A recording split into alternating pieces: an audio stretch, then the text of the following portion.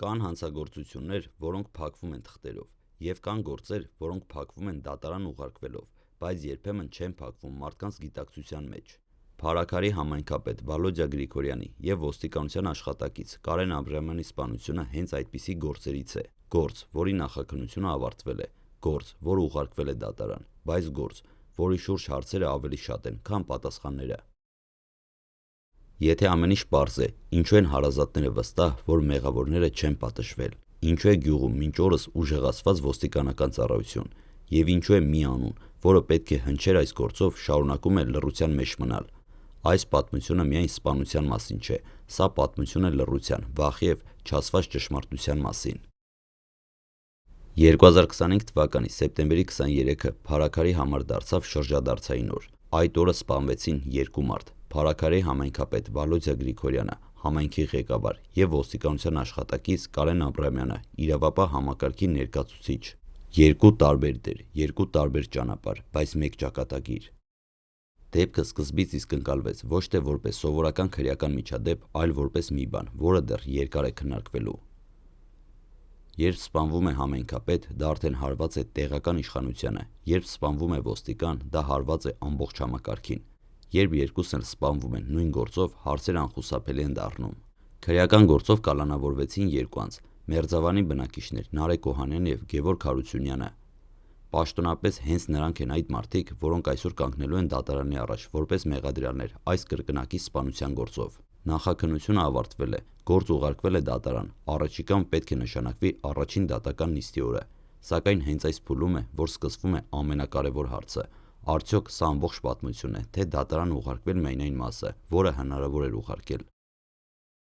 Սպանված Վալոդյա Գրիգորյանի մերձավորները բաց տեքստով ասում են, գործը լիարժեք բացահայտված չէ։ Նրանց համոզմամբ կան մարդիկ, որոնք այս պատմության մեջ ունեցել են դեր, բայց այսօր չեն հայտնվել մեղադրյալի աթոռին։ Սա պարզապես էմոցիոնալ հայտարարություն չէ, սա երկար ժամանակ կուտակված կասկածանքների արդյունքն է, երբ հարազատները չեն հավատում պաշտոնական վարկածին, նշանակում է գործում կան չբացահայտված շերտեր։ Փարաքարում այսօր ամեն ինչ նույնն է, բայց ոչինչ նույնը չէ։ Մարդիկ շարունակում են ապրել նույն տներում, քայլել նույն փողոցներով, բայց խոսել ավելի քիչ։ Գյուղում կա լարվածություն, որը բառերով դժվար է նկարագրել, բայց որը զգացվում է ամեն քայլափոխի։ Ախտոյանների ընտանիքի երեխաները չեն հաճախում դպրոց, ուսուցիչները նրանց հետ դասեր անցկացնում են օնլայն։ Պատճառը մեկն է՝ գյուղում նրանց նկատմամբ բացասական վերաբերմունք կա։ Երբ երեխաները չեն կարող հանգիստ նստել դպրոցական նստարանին, նշանակում է համայնքը դեռ չի ապաքինվել։ Այս պատմության մեջ կա մի անուն, որը հնչում է ոչ պաշտոնապես, բայց մշտական՝ Մերձավանի նախկին ղեկավար Մհեր Ախտոյան։ Ըստ տարածված տեղեկությունների, նա սպանությունից մոտ 10 օր առաջ լքել է երկիրը։ Ավելին, նրան օդանավական է տարել եւ ճանապարհել սպանության մեջ մեղադրվող Գևորգ Հարությունյանը։ Այս հանգամանքը չի կարող անտեսվել, նույնիսկ եթե այն դեռ իրավական գնահատական չունի։ Իրավապահ մարմինները այս հարցով լռում են։ Հայտնի է միայն այն, որ Մհեր Ախտոյանը հետախուզման մեջ է։ Երբ գործի առանցքային անունների շուրջ լռություն է, կասկածները դառնում են ավելի բարձր, քան ցանկացած հայտարարություն։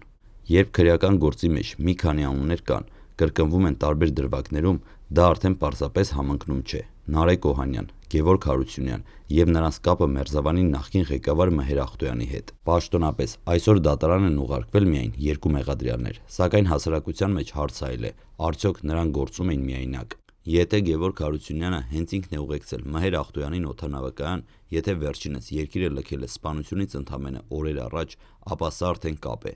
որը չի կարող անտեսվել ոչ հանրության, ոչ դատարանի կողմից։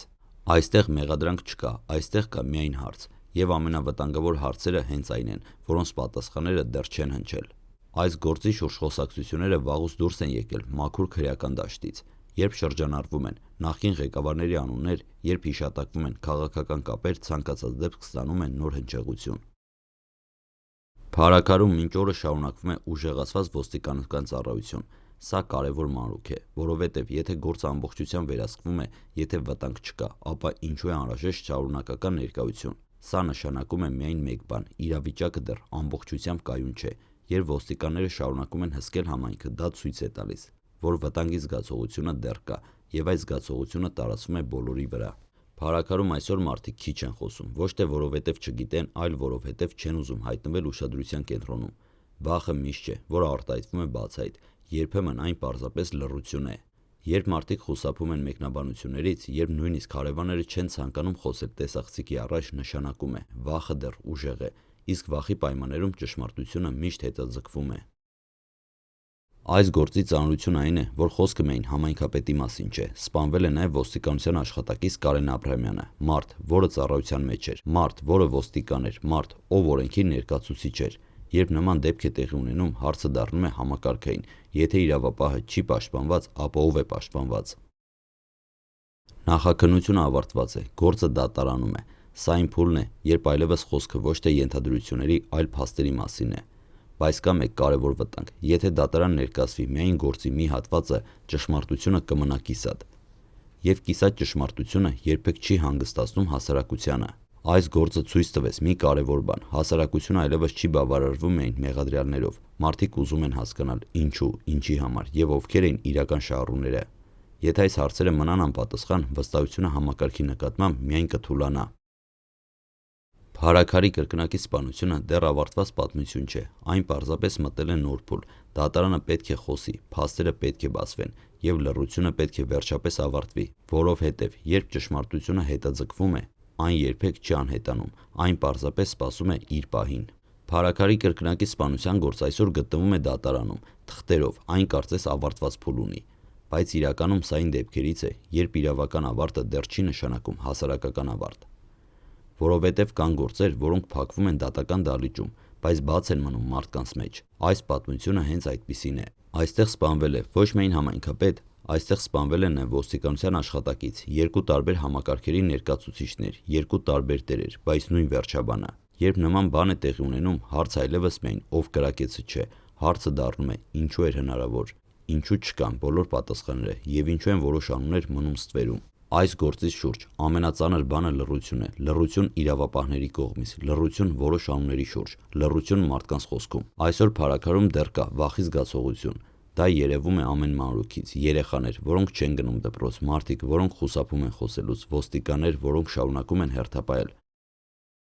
Սա նշանակում է միայն մեկ բան՝ համայնքը դեռ չի հանգստացել, իսկ երբ համայնքը հանգիստ չէ, նշանակում է ճշմարտությունը դեռ ամբողջությամբ դուրս չի եկել։ Այս պատմությունը մեզ ստիպում է մեկ կարևոր բան հասկանալ. ճշմարտությունը միշտ չէ, որ արագ է գալիս, բայց այն միշտ գալիս է, երբեմն ուշ, երբեմն ցավոտ, բայց երբ այն դուրս է գալիս, այլևս չի կարելի այն հետ դնել։ Փարաքարի գործը դեռ իր վերջակետը չի ստացել, այն դեռ ապրում է հարցերի մեջ, կասկածների մեջ եւ սպասման մեջ։ Սպասում, արդյոք կլսենք ամբողջ ճշմարտությունը, թե կմնանք միայն դատավճռի հետ։ Մենք շարունակենք հետևել զարգացումներին, քանի որ սա պարզապես մեկ քրեական գործ չէ, սա պատմություն է այն մասին, թե ինչ է տեղի ունենում, երբ ճշմարտությունը ուշանում է։